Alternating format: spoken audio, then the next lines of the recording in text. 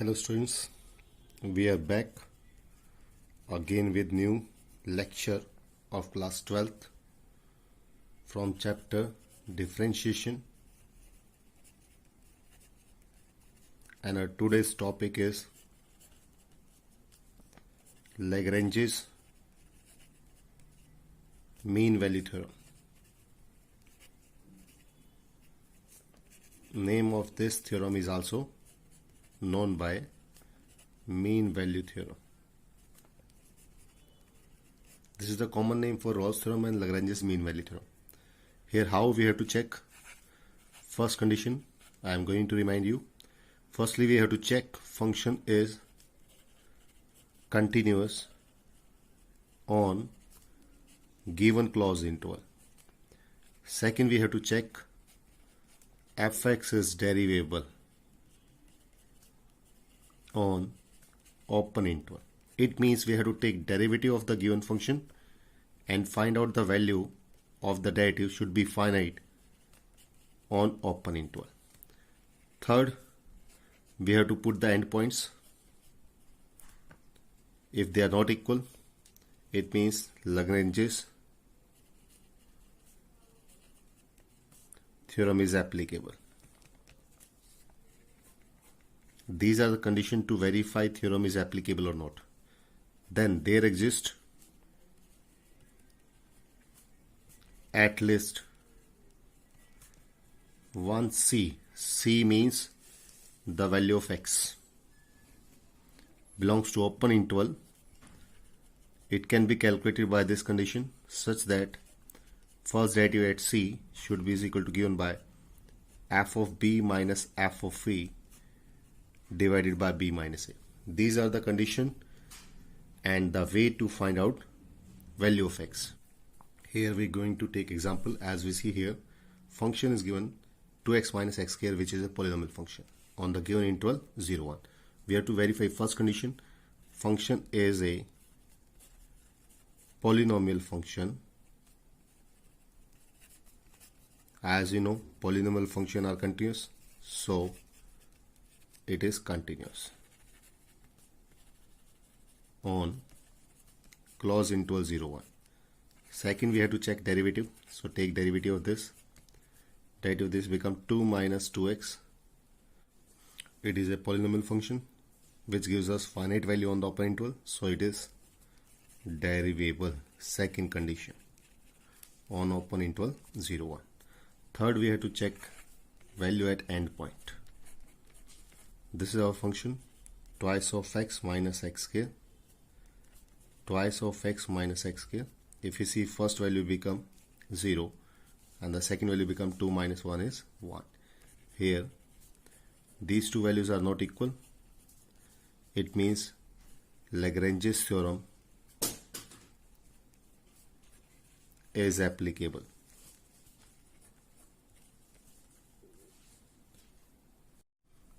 There exists at least one C, means the value of x belongs to open interval 0, 1, such that f dash C should be calculated from f of b, f of a, b minus a. If you replace the value, 2 minus 2c is equal to f of 1 value minus f of 0 value. It become 1. So 2 minus 2c is equal to 1. So we get from here 2c is equal to 2 minus 1 means 1. So value of c from here become 1 by 2, which belongs to 0, 1. So this is the value of variable x we calculate here, which belongs to open interval 0, 1. Now we are going to take another example. Here f of x is a polynomial function given here where value of variable power is 1 by 3 fractional on closed interval minus 1 to 1. First, f is a continuous function on this because f is a polynomial function. That's why it is continuous. Second, we have to check first derivative we have to take here. Power come forward. Power of the variable decrease by 1. If we simplify, we get 1 upon 3 x raised to power 2 by 3 in denominator. If we put x is equal to 0 here, belongs to minus 1 to 1. first derivative value at 0 become 1 upon 3 with 0. It become 1 by 0, which is not defined. It means first derivative value is infinite value, which does not exist. It means f is not derivable. This is the second condition. As the function is not derivable, it means Lagrange's theorem is not applicable here. Means Lagrange's theorem does not hold here. So this we check, it is not applicable here. Now we are taking another example here where f of x is given by sin x on interval pi by 2 to phi by 2. This is the statement given. We have to check for Lagrange's theorem here.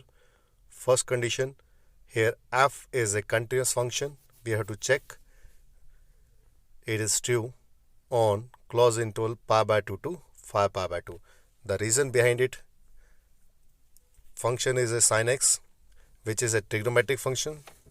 So trigonometric function are continuous because the value lies from -1 to +1. Second condition, we have to take the derivative of function, which become here cos x, and cos theta lies from -1 to +1. So it is finite on interval pi by 2 to phi pi by 2. Second condition, okay. So f is derivable on pi by 2 to phi pi by 2 on upper interval.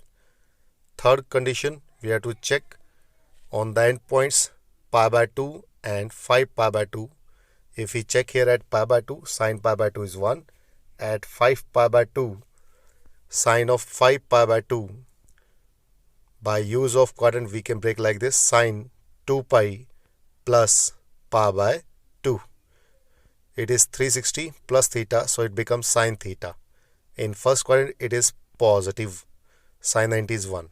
If we see here, both the values are same, so it gives us mean value theorem is applicable, but it is a type of Rolle's theorem.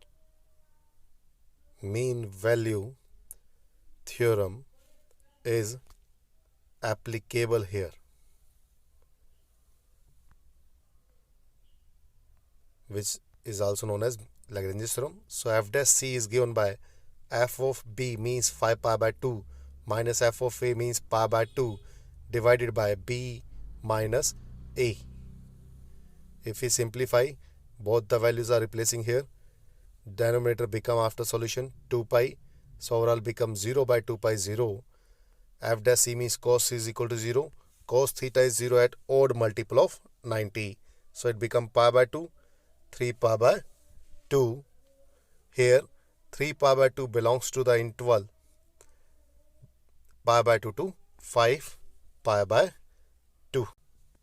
It verifies Lagrange's theorem. Now we are going to take another example here. This time we are going to take another function.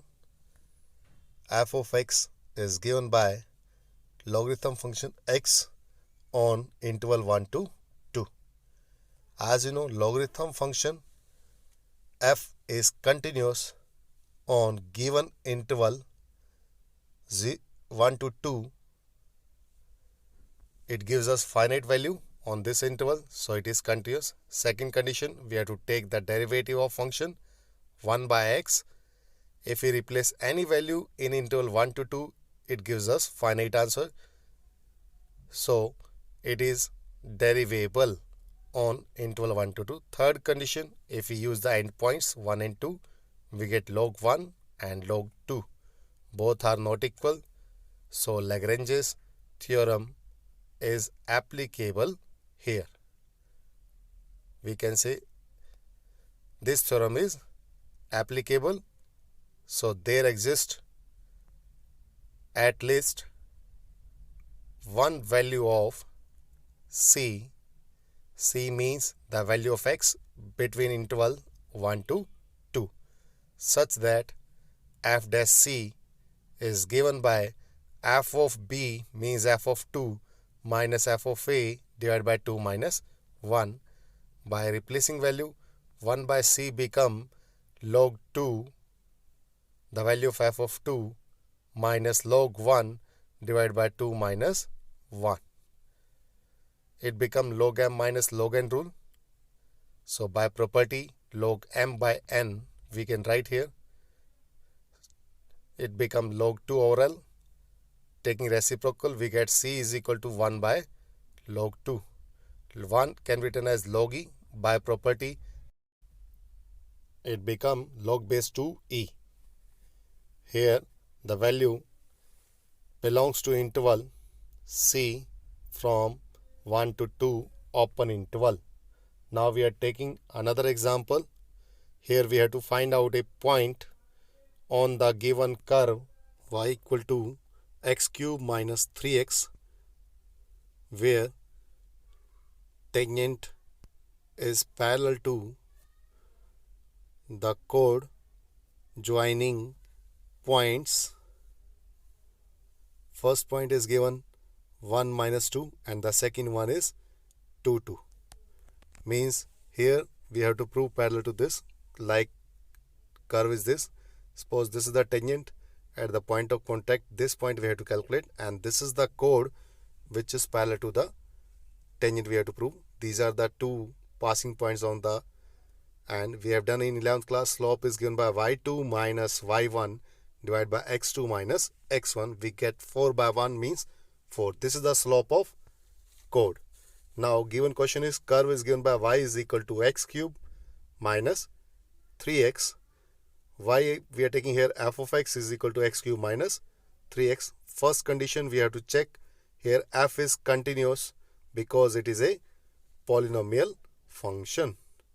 So it is continuous on closed interval from indicated point of chord from 1 to 2. Only x coordinate we take here.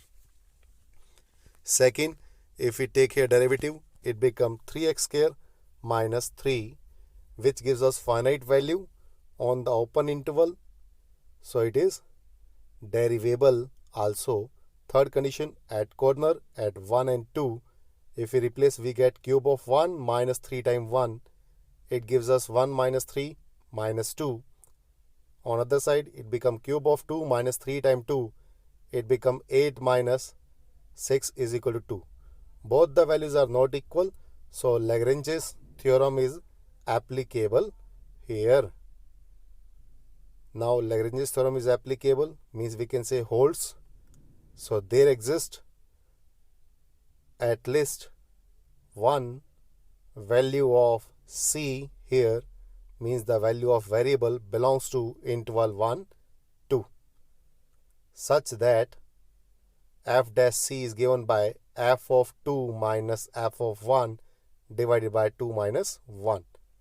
Now it become 3c square minus 3 is equal to, we get here 2 minus of minus 2 divided by 1. Right side become overall 4. By shifting the value 3 on right side, we get 7. C square becomes 7 by 3. So c become plus minus square root of 7 by 3. Here c is equal to square root 7 by 3. Positive value we have taken here from 1 to 2. This is the value of x. If we use in the curve y is equal to x cube minus 3x, we get the final answer of the point where chord is parallel.